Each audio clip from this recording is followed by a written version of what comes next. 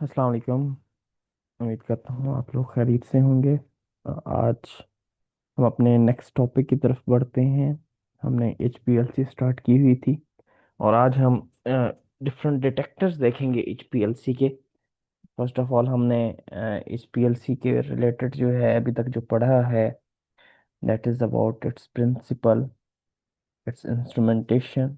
ठीक है, तो इंस्ट्रूमेंटेशन को हम आगे लेके चल रहे थे कि हमने डिफरेंट इसके यू कैन से मोबाइल फेजेस के बारे में पढ़ा, पंपिंग सिस्टम के बारे में पढ़ा, देन इंजेक्टर पोर्ट्स हमने इसके देखे। देन हम कॉलम पे आए, कॉलम की डिफरेंट हमने टाइप्स देखी। उसके अलावा फिर हमने मोड्स ऑफ ऑपरेशन देखे, आइदर इट्स आइसोक्रेटेड और ग्रेडियंट और नॉर्मल फेज और रिवर्स फेज। तो अब हम जो है नेक्स्ट आगे बढ़ रहे हैं। हम पढ़ेंगे डिटेक्टर्स के बारे में, that what are the detectors that are used in HPLC। तो अ, अगर डिटेक्टर को देखा जाए तो डिटेक्टर बेसिकली क्या होता है, एक हमारे पास एक ऐसी डिवाइस होती है जो कि हमारे पास कॉलम से जितने भी हमारे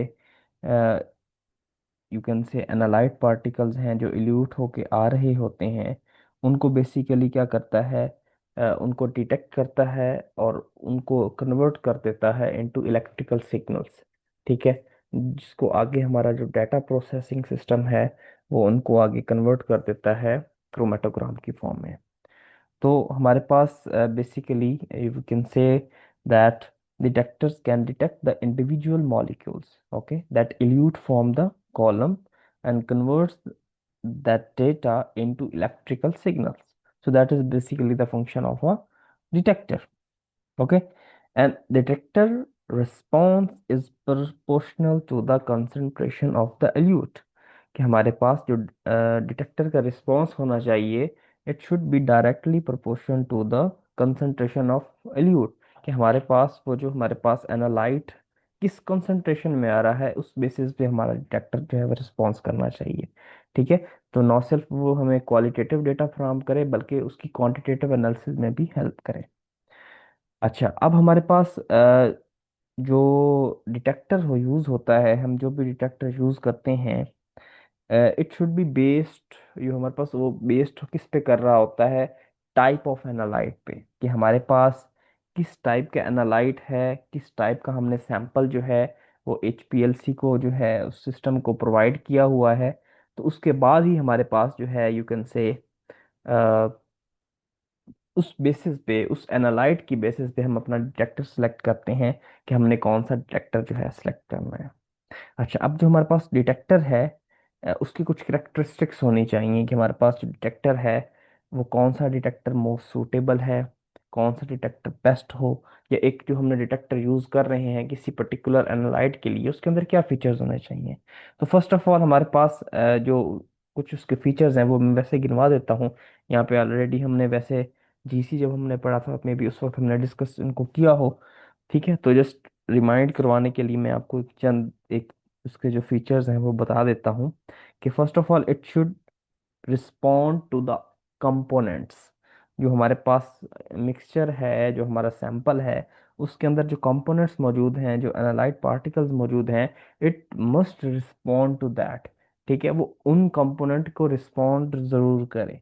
ऐसा नहीं कि हमारे पास जो एनालाइट पार्टिकल्स हैं उनको रिस्पॉन्ड ही नहीं कर रहा तो हमारे उस डिटेक्टर का क्या फायदा।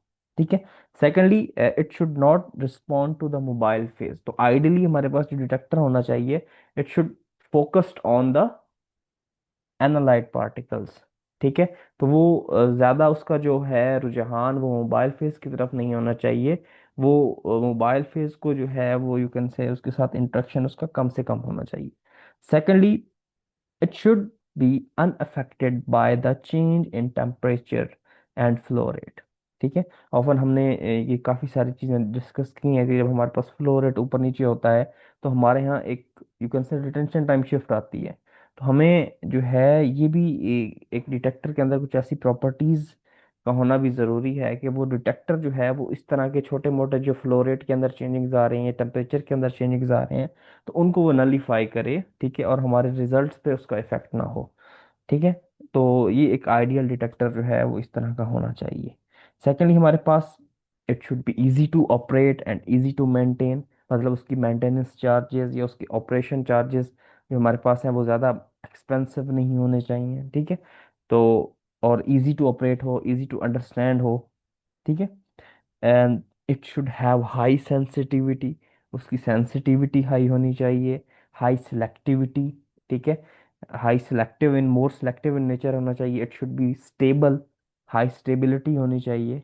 And it has low noise, उसकी हमारे पास जो नॉइज है, सिग्नल टू नॉइज रेशियो जो हमारे पास है, वो सिग्नल टू नॉइज रेशियो तो हाई होनी चाहिए, लेकिन जो उसकी नॉइज की रेशियो है इटसेल्फ, जो नॉइजेज हैं वो कम से कम होनी चाहिए। अब नॉइज क्या होती है हमारे पास, कि हमारे पास वो पर्टिकुलर हमारे पास रिस्पॉन्स डिटेक्टर का जब हमारे पास आ रहा होता है इन एब्सेंस ऑफ एनालाइट, हमारे पास कोई एनालाइट नहीं है, उसके बावजूद हमारे पास जो बैकग्राउंड रीडिंग्स जो हमें प्रोवाइड हो रही होती हैं, दैट इज आर नॉइज, जो हमारे पास नॉइज होती है। तो हमारे पास जो नॉइज होनी चाहिए वो कम से कम होनी चाहिए, इट शुड बी लो, ठीक है। And it the detector must be reliable and reproducible, वो रिजल्ट्स को हमारे पास रिप्रोड्यूस कर सके। एंड एट द लास्ट एक आइडियल डिटेक्टर क्या होना चाहिए, कि वो नॉन डिस्ट्रक्टिव हो। तो हमारे पास ये भी कोशिश होनी चाहिए कि हम जो डिटेक्टर यूज कर रहे हैं that should B non destructive. लेकिन ट्राई तो हम यही करते हैं, लेकिन बाज़ अवत कुछ डिस्ट्रक्टिव भी आ जाते हैं बीच में, तो ये हम सारी चीज़ें आगे स्टडी करेंगे। अच्छा, अब हमारे पास डिफरेंट कैटेगरीज में हम डिटेक्टर्स को जो है वो क्लासीफाई करते हैं। इधर हमारे पास कुछ डिटेक्टर्स जो होते हैं वो सिलेक्टिव नेचर के होते हैं, मतलब वो सर्टेन टाइप ऑफ हमारे पास जो कंपोनेंट्स हैं, जो एनालाइट्स हैं, सिर्फ उन्हीं को जो है उन्हीं के यू कैन से डिटेक्ट करने में काम आते हैं, उन्हीं के अगर वो पर्टिकुलर कंपोनेंट उस सैंपल के अंदर मौजूद है तो वो फिर ही रिस्पॉन्स करता है, अदरवाइज उसका रिस्पॉन्स नहीं होता। या कुछ हमारे पास डिटेक्टर्स ऐसे होते हैं जो यूनिवर्सल होते हैं, वो किसी भी कंपोनेंट, किसी भी एनालाइट, किसी भी यू कैन से कॉन्स्टिट्यूएंट के साथ जो है वो हमें रिजल्ट्स प्रोवाइड कर सकते हैं, किसी भी कॉन्स्टिट्यूएंट को डिटेक्ट कर सकते हैं। तो ऐसे डिटेक्टर्स को हम यूनिवर्सल डिटेक्टर कहते हैं, जैसे हमने जीसी में थर्मल कंडक्टिविटी डिटेक्टर पढ़ा था, ठीक है। तो इसी तरह हम जो है अ, अपने एचपीएलसी के डिटेक्टर में भी देखेंगे कि कौन कौन से सिलेक्टिव हैं, कौन कौन से क्या हैं यूनिवर्सल। ओके, नेक्स्ट हमारे पास जो क्लासिफिकेशन आती है डिटेक्टर्स की, that is on the basis of sample concentration, ठीक है। ये हमारे पास रिस्पॉन्स किस तरह है हमारे डिटेक्टर का हमारे एनालाइट के साथ, सैंपल के साथ। फर्स्ट ऑफ ऑल हमारे पास आते हैं जिनको हम कहते हैं बल्क प्रॉपर्टी डिटेक्टर, ठीक है। बल्क प्रॉपर्टी डिटेक्टर ये क्या होते हैं बेसिकली,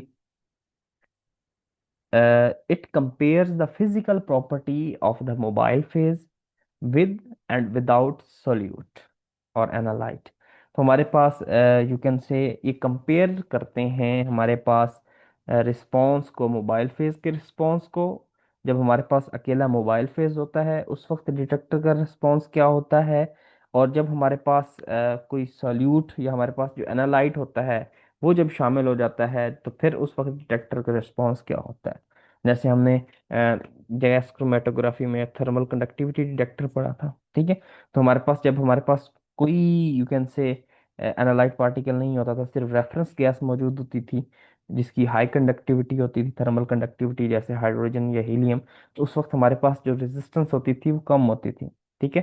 तो और जो हीट एनर्जी अगर वहां से रेजिस्टर में से जो प्रोवाइड निकल भी रही होती थी वो उसको इफेक्टिवली एब्जॉर्ब कर लेता था, तो हीट कम होती थी। जैसे जैसे हीट कम होती थी तो रेजिस्टेंस भी कम होती थी। जैसे ही हम अपना कोई सैंपल ऐड करते थे तो सैंपल की क्योंकि थर्मल कंडक्टिविटी कम होती थी तो वो उस हीट को प्रॉपरली एब्जॉर्ब नहीं कर पाता था उस सिस्टम में। तो उस वक्त क्या होता था, रेजिस्टेंस क्या होती जाती थी, बढ़ जाती थी। तो that was the comparative effect in absence and in presence of solute, ठीक है।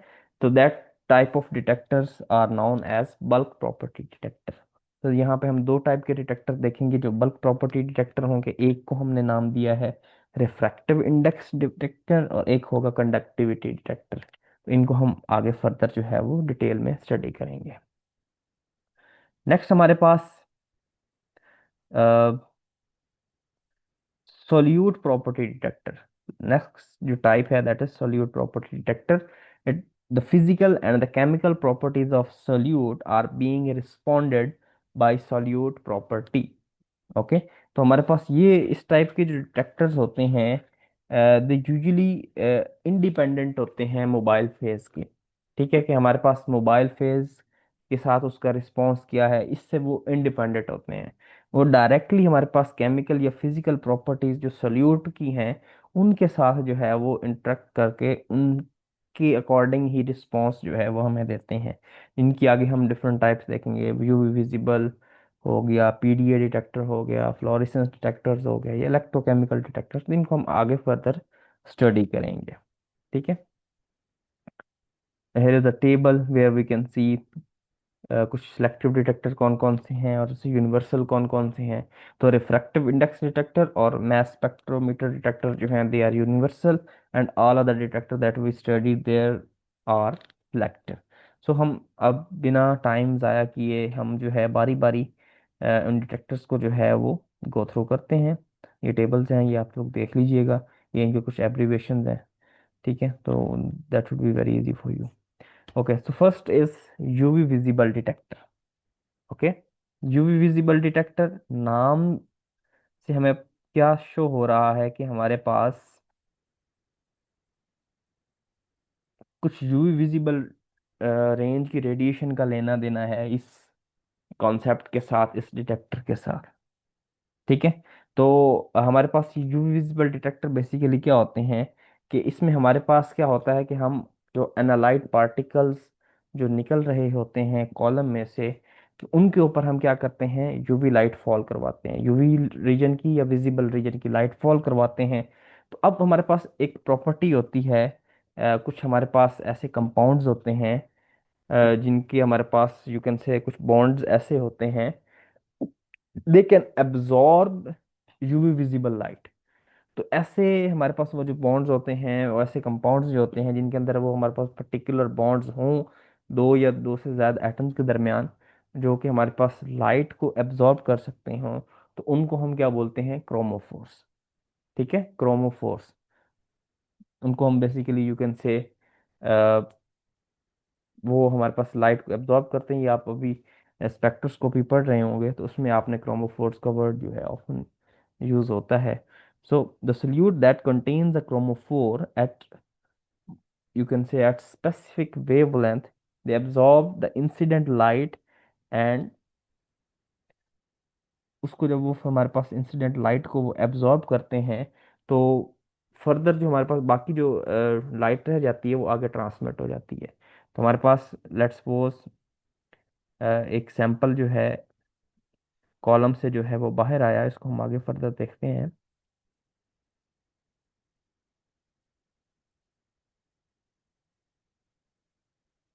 ये हमारे पास उसका एक सेटअप होता है बेसिकली। ठीक है,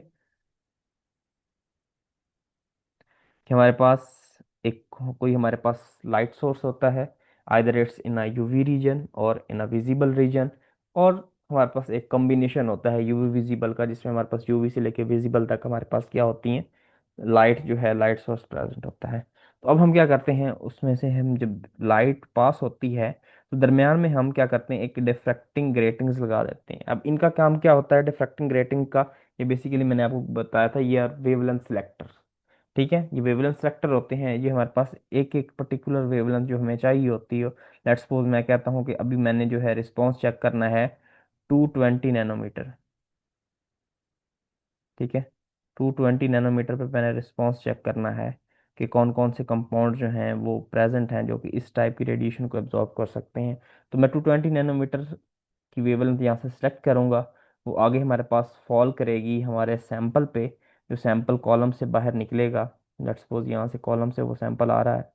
ठीक है, यहाँ पे एक फ्लो सेल है हमारे पास जहाँ पे वो सैंपल हमारा प्रेजेंट होगा। तो जैसे ही ये यूवी लाइट ऑफ 220 नैनोमीटर उस पर्टिकुलर एनालाइट के साथ स्ट्राइक करेगी, तो कुछ पोर्शन ऑफ लाइट क्या हो जाएगा, एब्जॉर्ब हो जाएगा, और रिमेनिंग क्या हो जाएगा, ट्रांसमिट हो जाएगा। तो जो ट्रांसमिट हो जाएगा वो आगे हमारे पास पीएमटी डिटेक्टर्स वगैरह लगे होंगे, वो उनको डिटेक्ट कर लेंगे। तो हमारे पास एक रिस्पॉन्स करवाएगा बेसिकली जो यूवी विजिबल डिटेक्टर से आएगा with respect to time.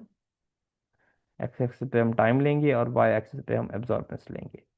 Let's suppose 5th minute पे हमारे पास कुछ पोर्शन ऑफ लाइट एब्जॉर्ब हुई है, तो मतलब एक पहला कंपाउंड यहाँ पे एल्यूट हुआ है जिसने 5वें मिनट पे या कुछ सी भी स्पेसिफिक टाइम पे उसने लाइट एब्जॉर्ब की है। फिर आगे जाके लेट्स सपोज मैं कहता हूँ 10वें मिनट में हमारे पास एक और जो है वो कंपाउंड जो है वो यहाँ पे डिटेक्ट हुआ है, उसने कुछ एब्जॉर्ब की है लाइट। ठीक है, तो इट डिपेंड्स कि हमारे पास जो एब्जॉर्प्शन है ये बेसिकली डिपेंड किस पे करती है। ये हमने you can say Beer's Lambert law पढ़ा हुआ है कि एब्जॉर्बेंस जो है that is equal to epsilon C L. ठीक है, एक तो वो हमारे पास कंसंट्रेशन पे डिपेंड करती है और सेकेंडली पाथ लेंथ पे डिपेंड करती है। तो मतलब एक तो हमें ये क्वालिटेटिव डेटा भी फराहम करेगा कि हमारे पास जो इनका ये पीक हमारे पास आ रही होंगी, पीक इंटेंसिटी जो आ रही होगी। एक तो हमारे पास ये बताएगी कि किस टाइम पे हमारे पास एक कंपाउंड जो है वो कॉलम से जो है वो इल्यूट हुआ है, तो उसकी एक पीक आ जाएगी, उसकी एब्जॉर्बेंस शो हो जाएगी। सेकेंडली हमारे पास कि वो किस कंसंट्रेशन में है, जितनी ज़्यादा कंसंट्रेशन में होगा उतनी ज़्यादा हमें अब्जॉर्बेंस मिलेगी। So that is the basical you can say basic principle of UV visible detector. ये वो तरीकाकार है जहाँ पे हमारे पास एक यूवी विजिबल डिटेक्टर जो है वो वर्क करता है। ओके, नेक्स्ट हम आगे मूव करते हैं। The next detector is PDA detector. Okay, अब PDA detector it's same as UV visible detector, इसमें थोड़ा सा डिफरेंस होता है। अब यहाँ पे हमने देखा था जब हम यूवी विजिबल डिटेक्टर पढ़ रहे थे तो हमने देखा है कि हमारे पास जो डिफ्रैक्टिंग ग्रेटिंग्स हैं, ये डिफ्रैक्टिंग ग्रेटिंग ये हमारे पास जहाँ से हमारे पास सैंपल आ रहा है तो सैंपल और लाइट सोर्स के दरमियान होती हैं। मतलब सैंपल से पहले तो इसमें हम बेसिकली क्या करते हैं, फ्रेगमेंट्स ऑफ लाइट को जो है वो बारी बारी जो है वो आगे मूव करवाते हैं। जैसे हमने वेवलेंथ सेलेक्टर के तौर पे यूज़ हो रहा है यहाँ पे, तो हम एक एक वेवलेंथ की जो है हमारे पास यूवी विजिबल रेंज की रेडिएशन, उनको हम एक एक वेवलेंथ के साथ हम आगे सेलेक्ट करके भेजते हैं। तो हमारे पास जो पीडीए डिटेक्टर होता है बेसिकली इसमें हमारे पास रिवर्स होता है यूवी विजिबल के उसमें हमारे पास जो ये डिफ्रैक्टिंग ग्रेटिंग्स होती हैं ये सैंपल के बाद लगी होती हैं। मतलब जो पीडीए डिटेक्टर है इसमें हम एक एक करके वेवलेंथ नहीं भेजते अपने सैंपल के पास। इसमें हम क्या करते हैं, लेट्स सपोज हमारे पास एक यूवी रेंज या विजिबल रेंज या दोनों को मिला के हम 160 से 600 नैनोमीटर लेट्स सपोज हम कह रहे हैं कि हमने रेडिएशन भेजी हैं, तो वो सारी की सारी सिमल्टेनियसली जो है वो फॉल करेंगी हमारे सैंपल के ऊपर। ठीक है, और उसमें से कुछ लाइट एब्जॉर्ब हो जाएंगी और बाकी क्या हो जाएंगी, ट्रांसमिट। अब जो ट्रांसमिट हो जाएंगी वो आगे जाके हमारे पास स्ट्राइक करेंगी हमारे पास डिफ्रैक्टिंग ग्रेटिंग्स के ऊपर। अब ये जो हमारे पास स्ट्राइक कर रही हैं ये हमारे पास सिमल्टेनियसली मल्टीपल जो है वेवलेंथ की जो रेडिएशन है वो इकट्ठी आ रही हैं। तो ये हमारे पास जब सैंपल के ऊपर फॉल करके यहाँ पे कुछ एब्जॉर्ब होंगी और बाकी ट्रांसमिट होंगी, तो अब ये क्या करेगा, ये ग्रेटिंग इनको आगे जो है वो फर्दर जो है इनकी पर्टिकुलर वेवलेंथ में क्या कर देगा, डिस्ट्रीब्यूट कर देगा। तो अब आगे हमारे पास photo you can say photo diodes लगे होंगे। वो जब ये लाइट्स जो है उनके साथ जाके फोटो सेंसर्स के साथ ये फोटो डायोड्स के साथ जाके स्ट्राइक करेगी, तो वो कुछ सिग्नल्स हमारे पास हमें मिलेंगे। इलेक्ट्रॉन्स यू कैन से इजेक्ट होंगे तो उस नतीजे में हमारे पास कुछ सिग्नल्स आएंगे। तो अब यहाँ पे हमारे पास क्या हो रहा है बेसिकली, हम ना सिर्फ यू कैन से टाइम के साथ साथ एब्जॉर्बेंस का डेटा ले रहे हैं कि कितनी हमारे पास यू कैन से लाइट जो है वो जो हमने फॉल करवाई थी सिमल्टेनियसली यूवी विजिबल रेंज की, वो ना सिर्फ कितनी एब्जॉर्ब हो रही है बल्कि हमें उसके साथ साथ उसकी वेवलेंथ में मिलेगी। तो हमें यहाँ पे एक थर्ड जो है वो करेक्टरिस्टिक या यू कैन से थर्ड प्रॉपर्टी भी हमें जो है यहाँ पे फाइंड हो सकती है, दैट इज लैम्डा। कि वेवलेंथ, किस वेवलेंथ की रेडिएशन जो है वो यहाँ पे एब्जॉर्ब हुई और हमारे पास वो क्या हुई, यू कैन से ट्रांसमिट हुई। तो हम यहाँ पे जो पीडीए डिटेक्टर है बेसिकली, एक तो ये हमारे पास you can say less expensive है एज कम्पेयर टू यूवी। क्यों? क्योंकि एक तो टाइम की बचत है कि वहाँ यूवी में हम सिंगल सिंगल रेडिएशन भेज रहे थे, मोनोक्रोमेटर के थ्रू, ये वेवलेंथ सेलेक्टर के थ्रू यहाँ पे हम सिमल्टेनियसली सारी वेवलेंथ जो है वो स्ट्राइक करते हैं, और वो आगे डिफ्रैक्टिंग ग्रेटिंग्स पे जाके स्ट्राइक करके हमें अलग अलग जो है रिजल्ट्स प्रोवाइड कर देती हैं हमें। एक एक वेवलेंथ की जो है एब्जॉर्बेंस का पता लग जाता है। ठीक है। तो that is why PDA detector are more reliable and more efficient than UV visible detectors. Okay, तो हम थोड़ी सी इसको रीड भी कर लेते हैं।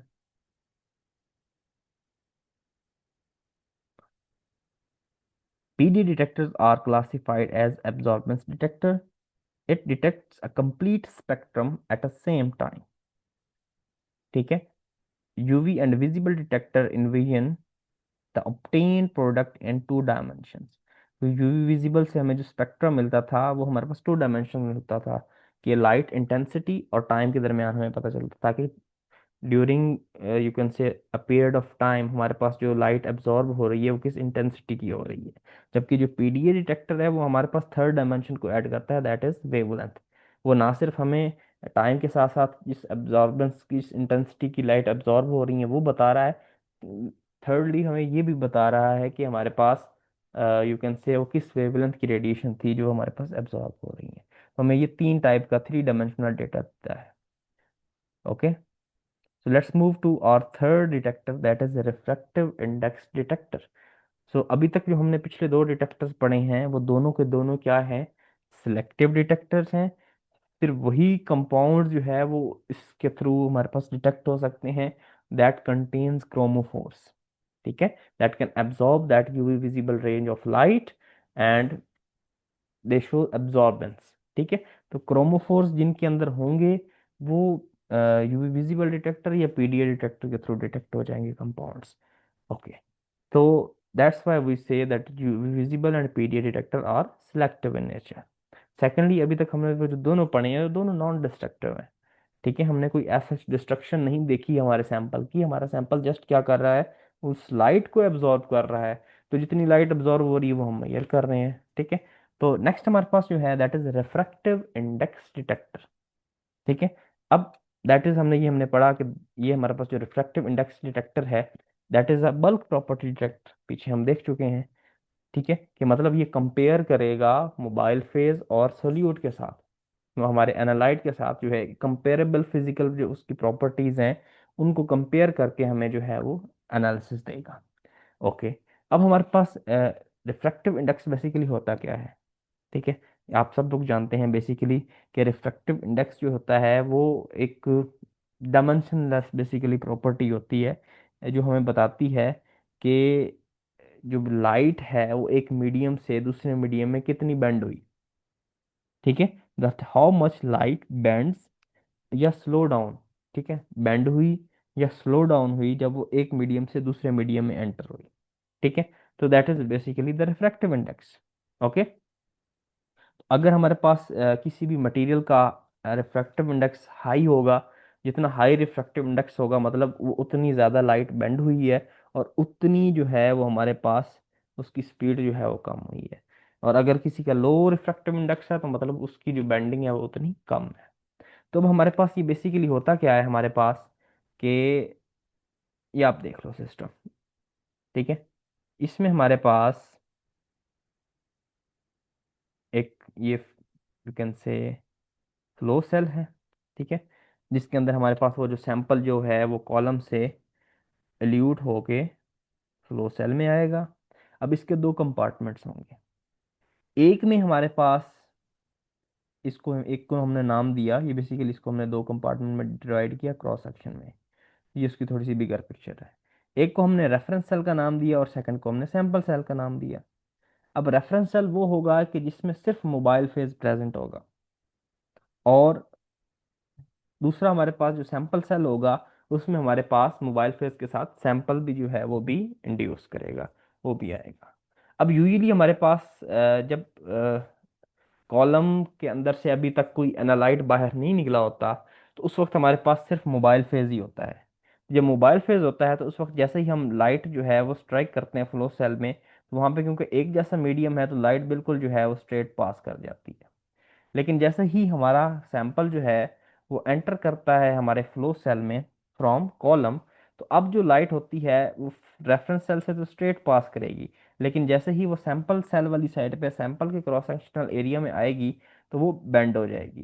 तो अब वो जो लाइट बेंड हुई है तो वो अब जो डिफरेंस है between reference cell and sample cell, तो उसको हम नोट डाउन कर लेंगे। और जो हमारे पास वो आएगा उस हिसाब से हम कहेंगे कि लेट्स सपोज ये टाइम के साथ साथ हमारे पास रिफ्रैक्टिव इंडेक्स में ये चेंज आया है। तो यहाँ पे पहली चेंज आई रिफ्रैक्टिव इंडेक्स की तो पीक आ गई, फिर अगली 15 मिनट पे आई या 7 मिनट पे आई या 4 मिनट पे आई, जैसे जैसे हमारे पास ये रिफ्रैक्टिव इंडेक्स में चेंज आती रहेगी तो वो पीक्स हमारे पास बनती रहेंगी। तो हमारे पास जैसे नॉर्मल हम देखें वाटर वाटर का रिफ्रैक्टिव इंडेक्स जो होता है वो 1.33 समथिंग होता है। ठीक है। सुक्रोज जो होते हैं उनका 1.34, ग्लूकोज का 1.34 होता है, एथेनॉल का 1.36 होता है। ठीक है। उसके अलावा हमारे पास हेक्सेन जो है, एन हेक्सेन, उसका हमारे पास 1.375 होता है। क्लोरोफॉर्म का 1.44 होता है। टोलिन का 1.49 होता है। तो ये हमारे पास डिफरेंट रिफ्रैक्टिव इंडेक्स हैं। तो इस तरह हम जो है वो अपने जो कंपाउंड्स हैं उनको एनालाइज कर सकते हैं थ्रू रिफ्रैक्टिव इंडेक्स। तो ये एक यूनिवर्सल डिटेक्टर है।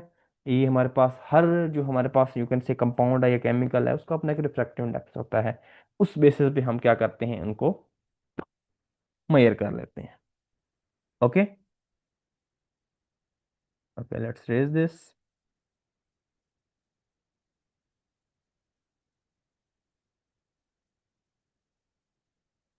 Okay, let's study some of it. So this type of detector determines the change in the refractive index of the eluent. A glass cell is divided into two compartments named as sample cell and reference cell. The eluent, the effluent from the HPLC column flow through the sample cell while reference cell is filled with the mobile phase.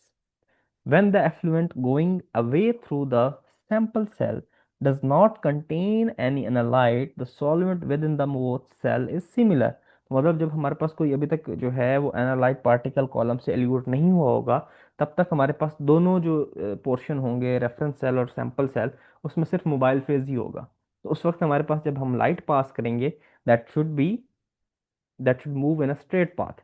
और जब हमारे पास कोई ना कोई column से element जो है वो यू कैन से अब सैंपल सेल में आएगा, तो अब लाइट जो होगी वो बेंड होगी। तो अब जो लाइट में जो डिफरेंस आया है सैंपल सेल और रेफरेंस सेल्स के दरमियान, तो उसको हम जो है वो उस रिफ्लेक्स इंडेक्सेस को जो है वो हम मेजर करके जो है वो अपनी रीडिंग लेते हैं।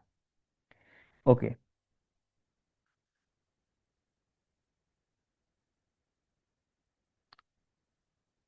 अब हमारे पास यहाँ पे एक जो है डिसएडवांटेज है रिफ्रैक्टिव इंडेक्स डिटेक्टर का, वो ये है कि इसकी जो सेंसिटिविटी होती है वो लो होती है।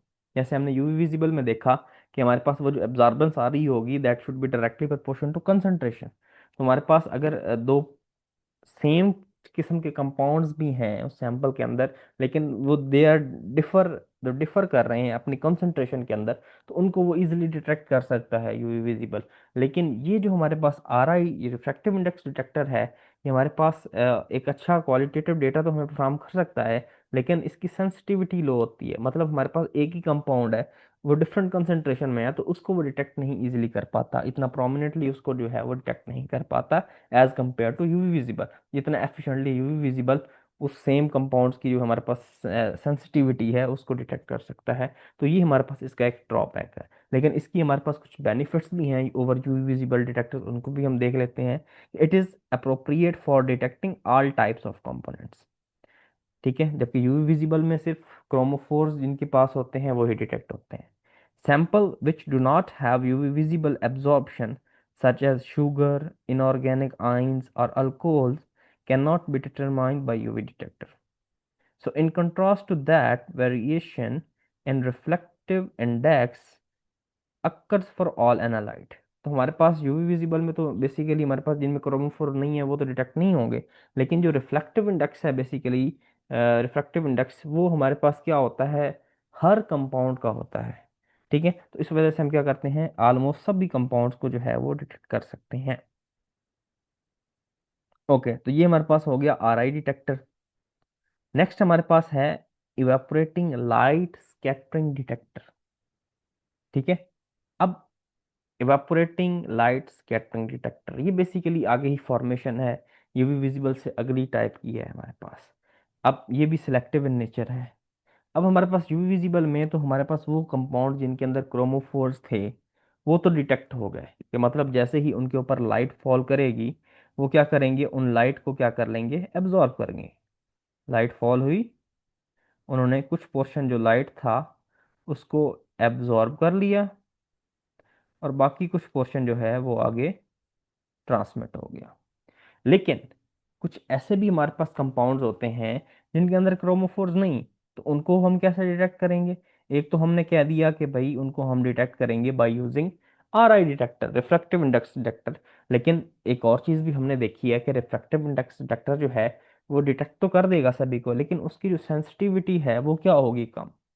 तो इस चीज़ को हमने सॉर्ट आउट करने के लिए कि वो कंपाउंड्स जो यूवी विजिबल से भी डिटेक्ट नहीं हो पाए और रिफ्रैक्टिव इंडेक्स में भी वो क्योंकि लो सेंसिटिविटी शो कर रहा है, तो इनके लिए हमारे पास जो एक डिटेक्टर आया that was evaporating light scattering detector, जिसको हम नॉर्मली ईएलएसडी डिटेक्टर भी बोलते हैं। ठीक है, नॉर्मली इतना ज़्यादा यूज़ नहीं होता, बहुत कम, कहीं यू कैन से फार्मास्यूटिकल इंडस्ट्रीज में या कहीं ये यूज़ होता है, अदरवाइज इतना ज़्यादा यूज़ नहीं होता। ठीक है, दो और काफ़ी सारे डिटेक्टर्स हैं जो इसकी जगह यूज हो जाते हैं, लेकिन इनका हम बेसिक जो है यू कैन से फंक्शन देख लेते हैं कि ये बेसिकली वर्क कैसे करता है। तो एक तो हमने कहा कि इसमें वो कंपाउंड्स होंगे, वो कंपाउंड्स डिटेक्ट होंगे जिनके अंदर क्रोमोफोर प्रेजेंट नहीं होंगे।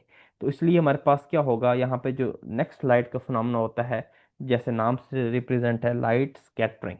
ठीक है, तो हमारे पास यहाँ पे लाइट की स्कैटरिंग जो हो रही होगी उस बेस पे हम जो है वो कंपाउंड्स को एनालाइज करेंगे। तो हम क्या करते हैं, जैसे ही हमारे पास सैंपल जो है वो एंटर होता है कॉलम से, एल्यूट होता है साथ मोबाइल फेज के, तो ये डायरेक्टली हमारे पास मूव करता है इनटू निबुलाइजर। ठीक है, निबुलाइजर में मूव करता है, वहां पे क्या होती है, it's convert into tiny droplets. जो मोबाइल फेज होता है वो बाज़ औक़ात क्या होता है, यहाँ आगे अवन वगैरह आता है तो वहाँ पे वो इवेपोरेट हो जाता है। तो बेसिकली यहाँ पे हमारे पास टाइनी ड्रॉपलेट्स जो है वो बन जाते हैं हमारे सैंपल के और मोबाइल फेज के। ठीक है, जो आगे मूव करते हैं ओवन में से और इवापोरेट हो जाते हैं। तो फर्स्ट स्टेप इवापोरेशन का यहाँ पे कंप्लीट होता है।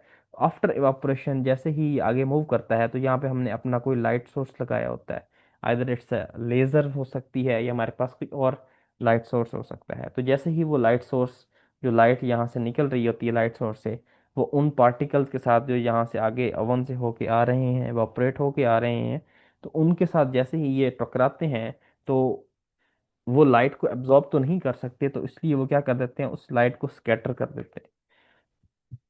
तो जितने ज़्यादा उनके अंदर वो यू कैन से कंसंट्रेटेड एनालाइट होते हैं वो उतनी ज़्यादा लाइट की स्कैटरिंग करते हैं।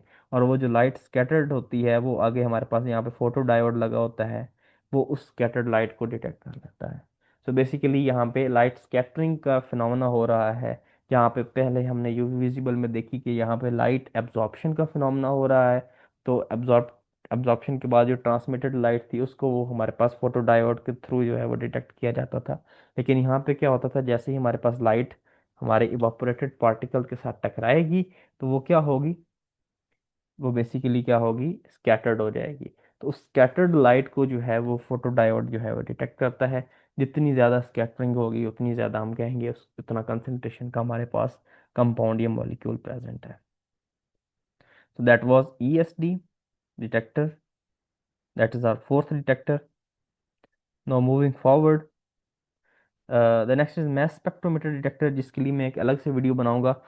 थोड़ा सा ये अलग से यू कैन से एक इंटरेस्टिंग टॉपिक भी है और थोड़ा समझने से रिलेटेड है। या तो मैं इसकी एक अलग से वीडियो बना के शेयर कर दूंगा, या जब हम फिजिकली जो है ट्यूसडे वाला दिन क्लास लेंगे ये उस वक्त मैं आपको पढ़ाऊंगा। ठीक है, तो ये इंपॉर्टेंट टॉपिक है, इसको हम उस वक्त देखेंगे। तो आगे हम एक छोटा सा टॉपिक है उसकी तरफ मूव कर जाते हैं।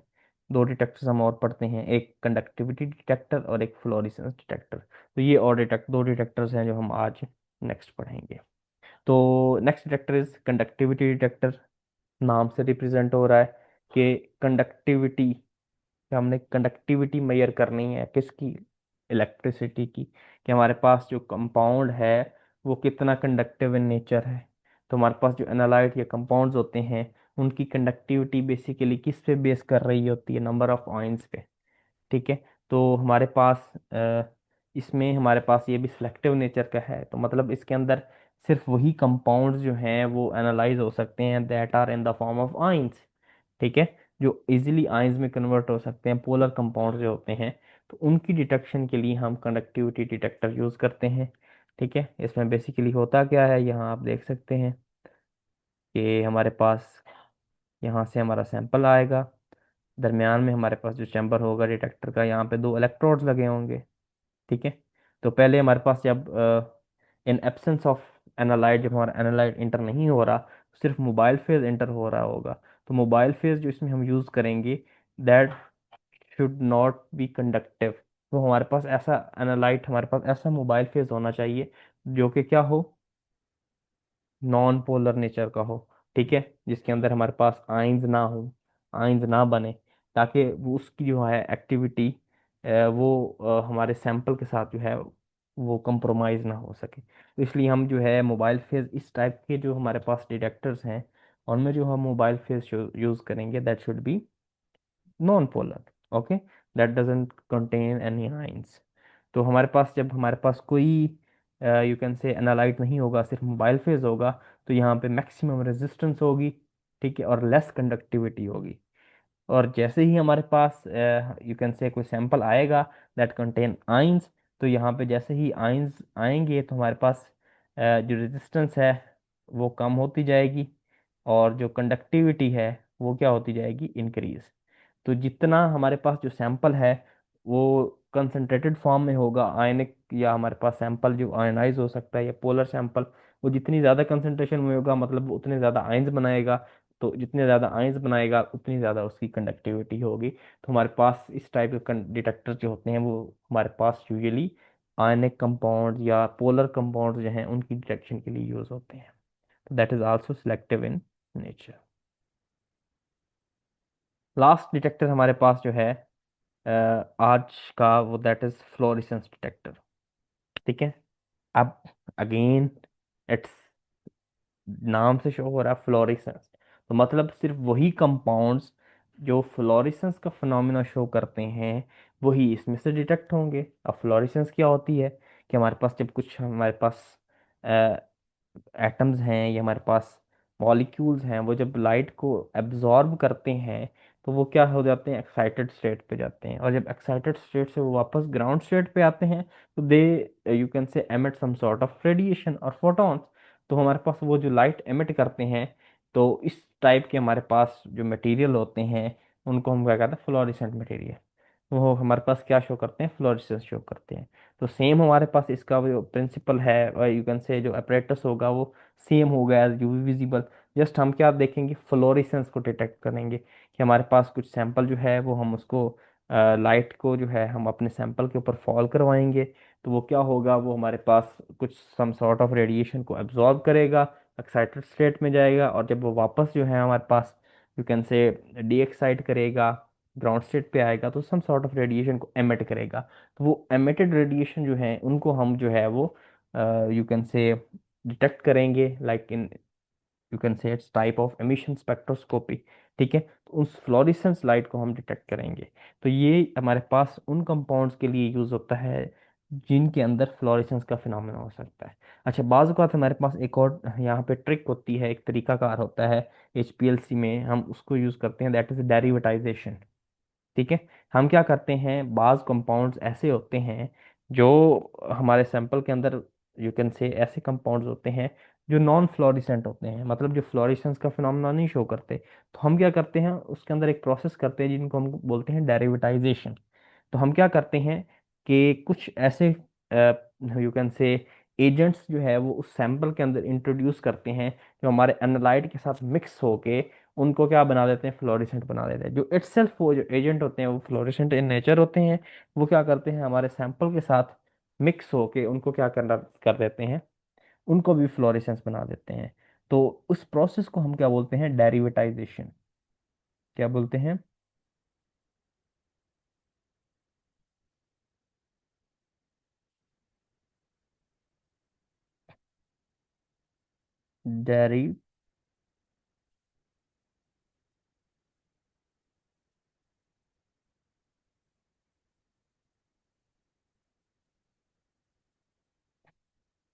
डेरिवेटाइजेशन कि हम क्या करते हैं, जैसे हमारे पास कुछ अमाइनो एसिड्स हैं, ठीक है, वो क्या होते हैं, नॉन फ्लोरिसेंट होते हैं इन नेचर। तो हम क्या करते हैं, हमारे पास कुछ कंपाउंड्स होते हैं, ओपीए, ठीक है, या एफ एम ओ सी। तो ये हमारे पास कुछ कंपाउंड्स ऐसे होते हैं जिनके थ्रू हम क्या करते हैं, डेरिवेटाइजेशन करते हैं अमाइनो एसिड की। तो उनको हम कन्वर्ट कर देते हैं इनटू फ्लोरेसेंट मटेरियल, ठीक है। अब ये ओपीए क्या होता है और एफएमओसी क्या होता है, ये हमारे पास यू कैन फ्लोरेसेंट एजेंट होते हैं। OPA stand for ortho, ortho ये मैं आगे आपको जो है वो टॉपिक आएगा उसमें आप देख सकते हो,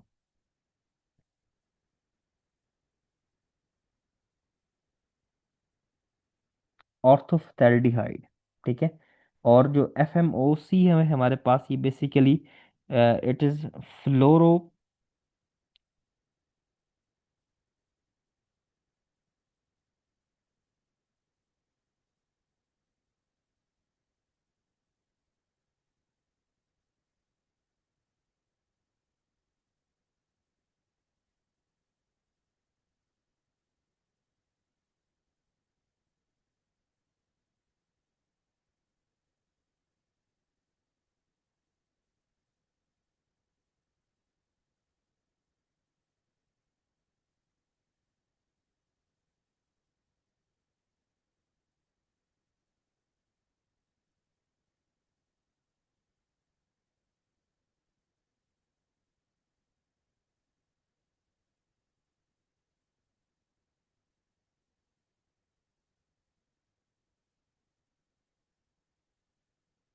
ओ, आई थिंक वॉइस रिकॉर्ड नहीं हो रही थी।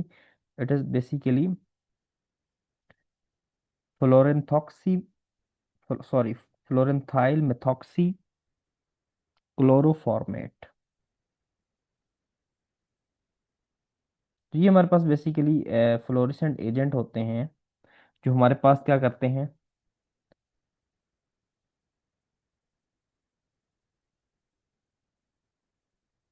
अमाइनो एसिड को क्या कर देते हैं, फ्लोरेसेंस मटेरियल में कन्वर्ट कर देते हैं। तो उससे क्या होता है कि हमारे पास अमाइनो एसिड्स को जो है हम फ्लोरेसेंस डिटेक्टर के थ्रू डिटेक्ट कर सकते हैं, ठीक है। तो ये हमारे पास बेसिकली यू कैन से, अभी तक हमने आई थिंक 6 टाइप्स पढ़ी हैं, 6 टाइप्स के डिटेक्टर्स पढ़े हैं।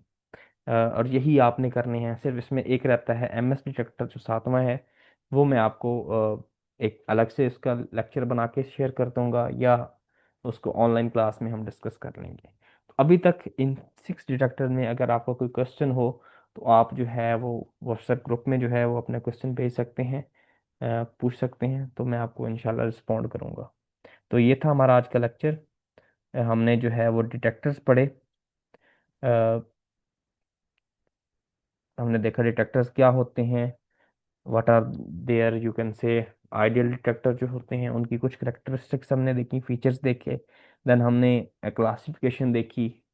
2 टाइप की क्लासिफिकेशन थी। एक हमारे पास थी either it's selective in nature और either they are universal. And second जो क्लासिफिकेशन थी, that is some are bulk property detector, some are solute property detector, ठीक है। बल्क प्रॉपर्टी डिटेक्टर हमने कहा था कि जब हम उसको फिजिकली कंपेयर, फिजिकल प्रॉपर्टीज को कंपैरिजन में ले आते हैं मोबाइल फेज की और सॉल्यूट की, तो दैट आर बल्क प्रॉपर्टी। और जब हमारे पास सिर्फ हम प्योरली जो है वो सॉल्यूट की फिजिकल और केमिकल प्रॉपर्टीज को जो है वो डिटेक्ट करते हैं irrespective of the mobile face, तो उसको हमने सॉल्यूट प्रॉपर्टी डिटेक्टर का नाम दिया। देन हमने यूवी विजिबल डिटेक्टर पढ़ा, ठीक है। फोटो डायोड अरे डिटेक्टर पढ़ा। इनके दरमियान जो मेजर डिफरेंस ये था कि हमारे पास जो यूवी विजिबल डिटेक्टर होता है उसमें हमारे पास वेवलेंथ सेलेक्टर स्टार्ट में आता है, तो एक एक रेडिएशन जो है वो जा रही होती है, वो अब्जॉर्ब होती है, और हमारे पास जो रिजल्ट आते हैं वो with respect to two dimensional result आते हैं with respect to time, intensity of, you can say peak intensity with respect to, या light intensity with respect to time. जबकि हमारे पास पीडीए डिटेक्टर जो होते हैं वो बेसिकली क्या करते हैं, वो रिवर्स पे काम करते हैं यूवी विजिबल के, तो उसमें हमारे पास सिमल्टेनियसली सारी रेडिएशन जो है वो फॉल करती है सैंपल के ऊपर। उसके बाद जो है हमारे पास डिफ्लेक्टिंग ग्रेटिंग लगी होती हैं जो आगे क्या करती हैं, उन हमारे पास you can say incoming wavelength को आगे जो है वो डिस्ट्रीब्यूट करती हैं, और आगे वो फॉल करती हैं फोटो डायोड पे जो हमें आगे रिजल्ट शो करते हैं। तो इसमें हमारे पास एक थर्ड डायमेंशन भी ऐड होती है वेवलेंथ। तो साथ साथ हम क्या करते हैं, टाइम के साथ भी हमारे पास पीक इंटेंसिटी आ रही है उसको भी हम मेजर कर रहे होते हैं, लेकिन साथ साथ वो जो पीक इंटेंसिटी किस वेवलेंथ की आ रही है, किस वेवलेंथ पे आ रही है, वो भी हम इजिली डिटेक्ट कर सकते हैं।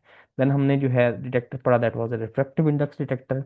ये हमारे पास बल्क प्रॉपर्टी डिटेक्टर था, ये हमारे पास बेसिकली डिफरेंस जो कंपैरिजन करता है हमारे पास मोबाइल फेज और सॉल्यूट के डिफरेंट रिफ्रैक्टिव इंडेक्सेस की बेस पे उसको जो है आगे क्लासीफाई करता है।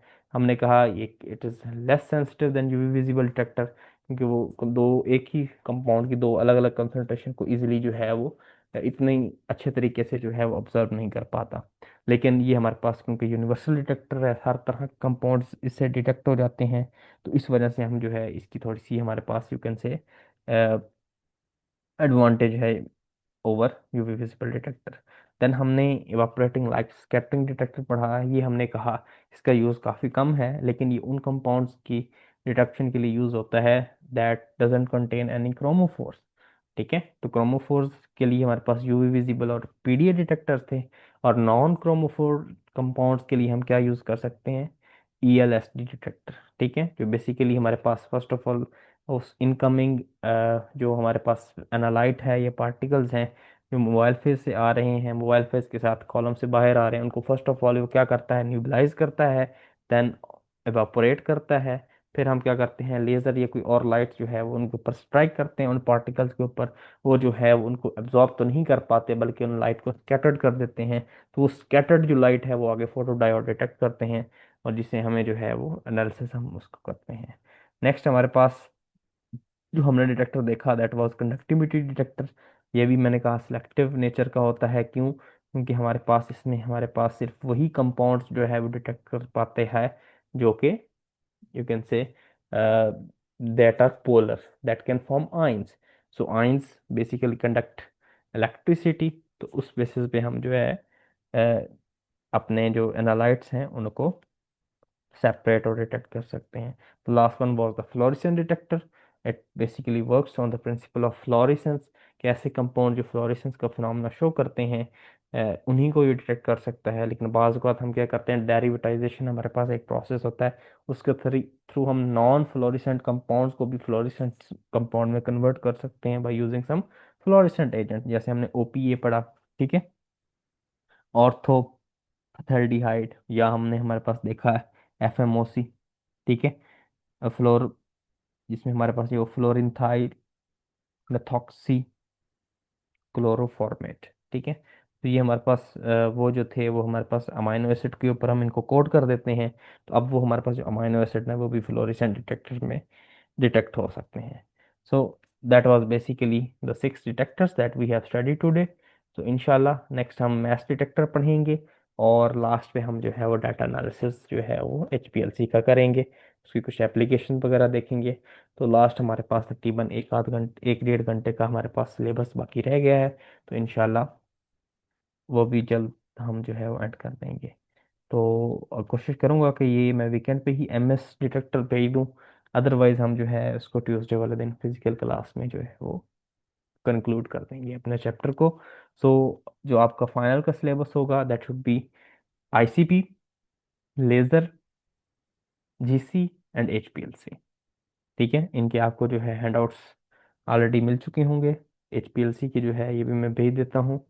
सो दैट इज़ आवर सिलेबस। अगर किसी किस्म की कोई क्वेश्चन है आपका, कोई क्वायरीज हैं, तो आप व्हाट्सएप ग्रुप में जो है वो पूछ सकते हैं। ओके जी, दैट्स इट फॉर टुडे।